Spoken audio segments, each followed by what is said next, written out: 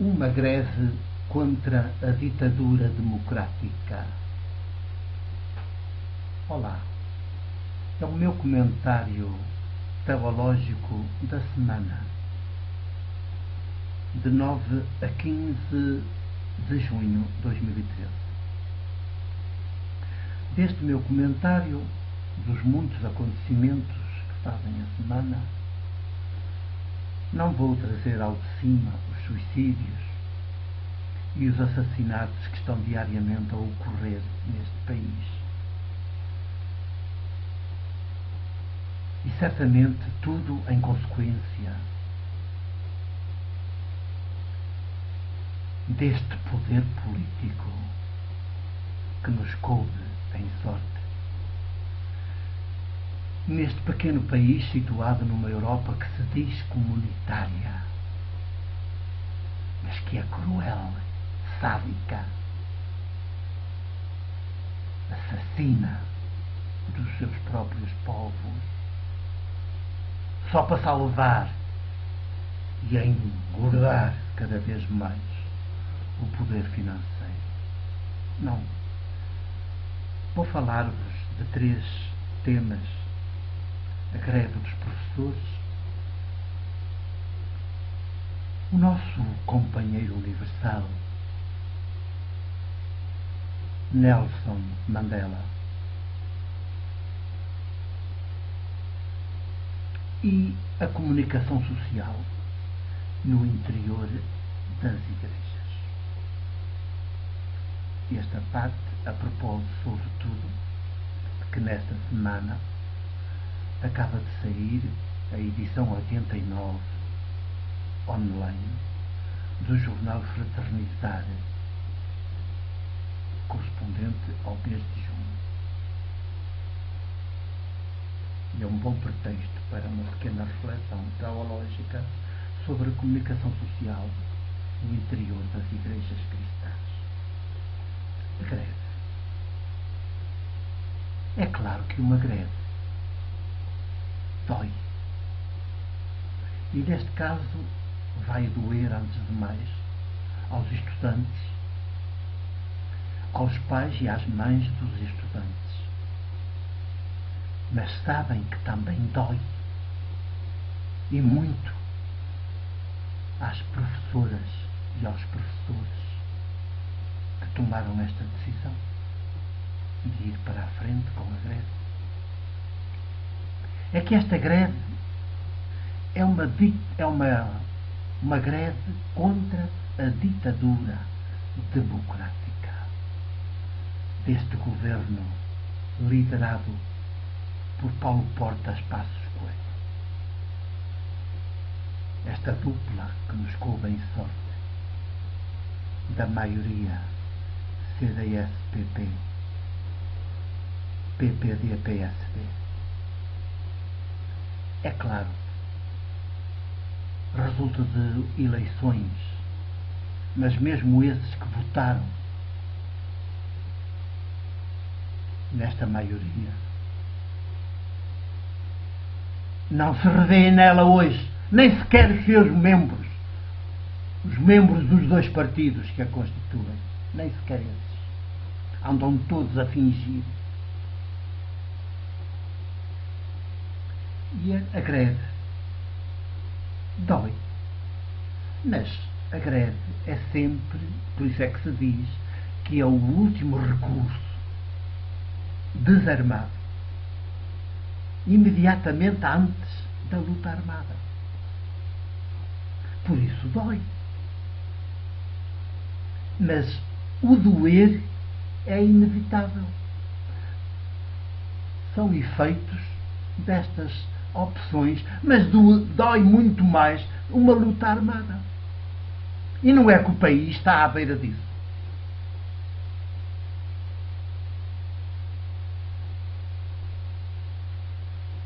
Portanto, reflitamos.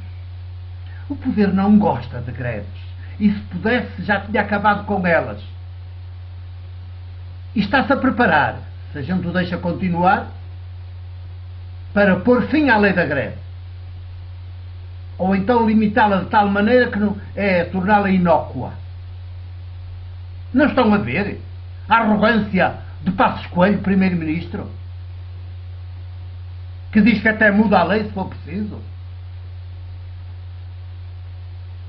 E diz isto na maior das calmas. Parece que o país está todo a dormir, que está num infantário, que este país é um infantário. E aquele ar de prosa do Paulo Portas a anunciar que vai criar não sei quantos empregos agora, e todos os dias a fazerem centenas de empregos, de desempregos. Haja modos.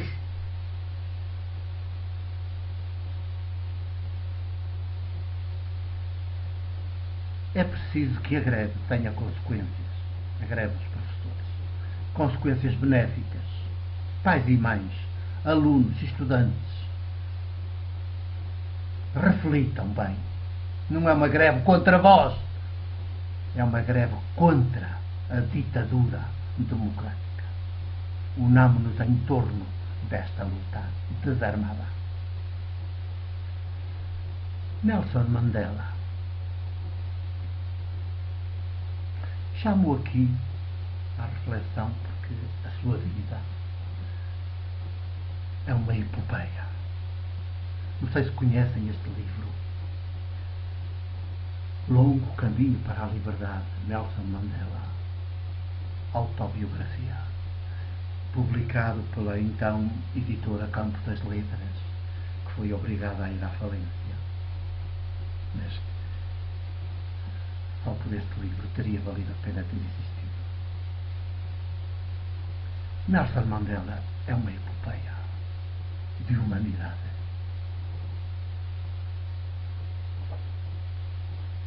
Mas não é que agora, na sua idade avançada e doente, internado de urgência no hospital lá na África do Sul, todos os meios de comunicação social do mundo enviaram para lá os seus, com tudo o que é fina flor de tecnologia, de audiovisual, de televisões, rádios, jornais, quase numa tentativa de quem pensava ou pensa que ia dar em direto a notícia da sua morte, do seu falecimento. Isto é horrível. Isto é horrível. Querer fazer espetáculo.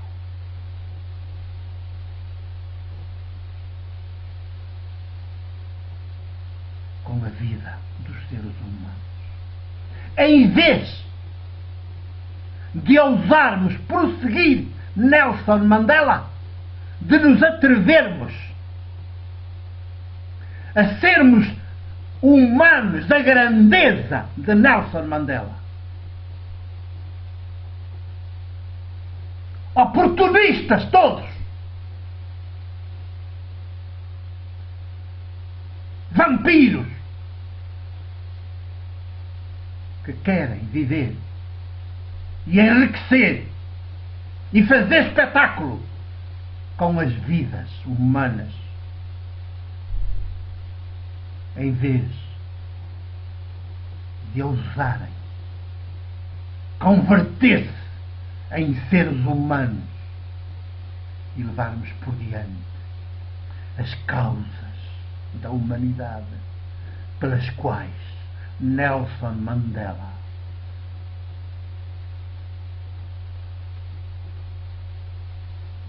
deu a sua vida. Deu a sua vida com tantos anos de prisão política. Nelson Mandela, meu irmão, nossa referência atual do que é ser humano. Bendito Nelson Mandela e todos esses vampiros que querem viver à tua custa. Que desapareçam. E agora? E agora? E agora?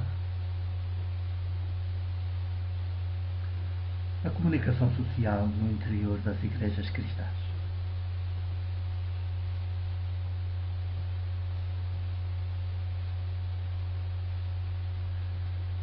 Eu hei de dizer que o jornal Fraternizar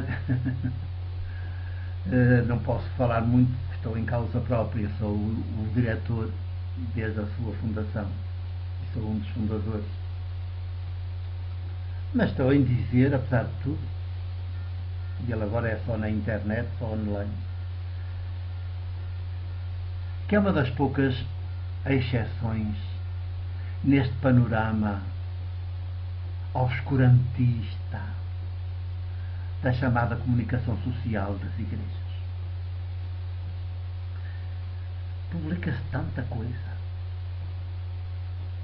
semanários, alguns diários,